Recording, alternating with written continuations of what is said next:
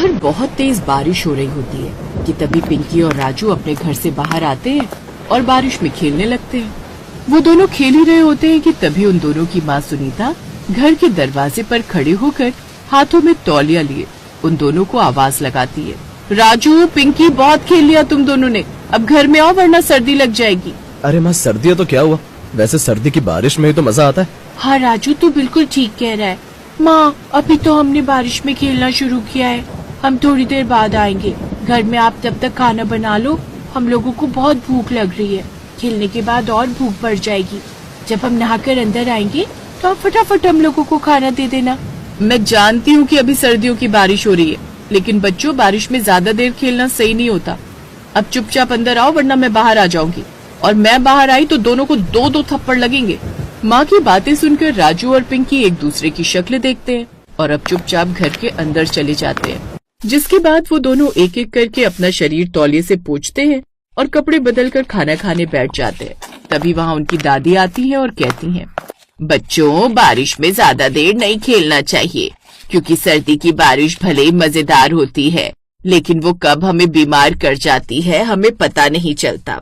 अभी हमारे पास इतने पैसे नहीं कि तुम लोग बीमार पड़ जाओ तो हम तुम्हारा इलाज करवा सके।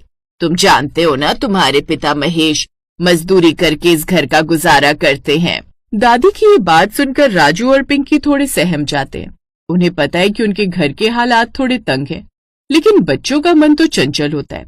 वो दोनों खाना खाने बैठ तो जाते हैं, पर उनका ध्यान अभी भी बाहर की बारिश और उस ठंडी हवा में ही अटका होता है। दादी आप तो हमेशा पैसों की बात लेकर बैठ जाती हैं। पापा मजदूरी करते हैं तो क्या हुआ, हम कभी बीमार नहीं पड़ते ना। और देखो बारिश कितनी अच्छी लग रही है। हाँ दादी, और मम्मी ने आज खाना भी कितना टेस्टी बनाया है। ये आलू की सब्जी और गरम रोटियां खाकर तो मजा ही आ गया। मम्मी थोड़ा और अचार दो ना। अचार तो ले लो, पर याद रखना कि अगर गला खराब हुआ तो मैं तुम्हें कोई दवाई नहीं दिलाऊंगी। चुपचाप ये खाना खाओ और सो जाओ। इस तरह सभी लोग आपस में बातें कर ही रहे होते हैं कि तभी बाहर से जोर जोर से दरवाजा खटखटाने की आवाज आती है। सुनीता हैरान हो जाती है कि इस बारिश में कौन आया होगा। वो जाकर दरवाजा खोलती है तो देखती है कि महेश पूरी तरह से भीगा हुआ खड़ा है। सुनीता जल्दी से तौलिया लाओ, मैं तो पूरी तरह भीग गया हूँ। रास्ते में बहुत तेज बारिश शुरू हो गई थी। सुनीता भागकर तौलिया लाती है और महेश को देती है। महेश अंदर आता है और अपने गीले कपड़े बदलने लगता है। राजू और पिंकी अपने पापा को देखकर थोड़े उदास हो जाते हैं, क्योंकि पापा बहुत थके हुए लग रहे थे। आज तो काम भी पूरा नहीं हो पाया। ठेकेदार ने बोला कि जब तक बारिश नहीं रुकेगी तब तक काम बंद रहेगा। अब पता नहीं कल काम पर जाना होगा या नहीं।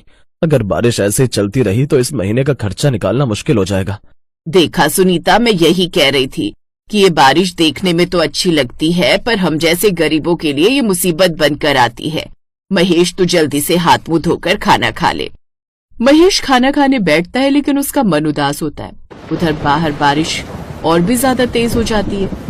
बिजली कड़कने की आवाज से पिंकी डर जाती है और अपनी माँ के पास जाकर बैठ जाती है। मम्मी ये बिजली क्यों कड़क रही है, मुझे डर लग रहा है। कुछ नहीं है बेटा, बस बादल गरज रहे, तू जल्दी से सो जा। रात के करीब 12 बज रहे होते हैं। पूरा परिवार सो रहा होता है, लेकिन अचानक छत से पानी टपकने लगता है। पुराने घर की छत अब इस तेज बारिश को झेल नहीं पा रही होती है। मम्मी देखो मेरी चादर गीली हो गई है, छत से पानी गिर रहा है। सुनीता और महेश झट से उठते हैं, देखते हैं कि छत के 2-3 कोनों से पानी टपक रहा है। महेश तुरंत खाली बाल्टियां और बर्तन लाता है और वहाँ पर रख देता है जहाँ से पानी गिर रहा होता है।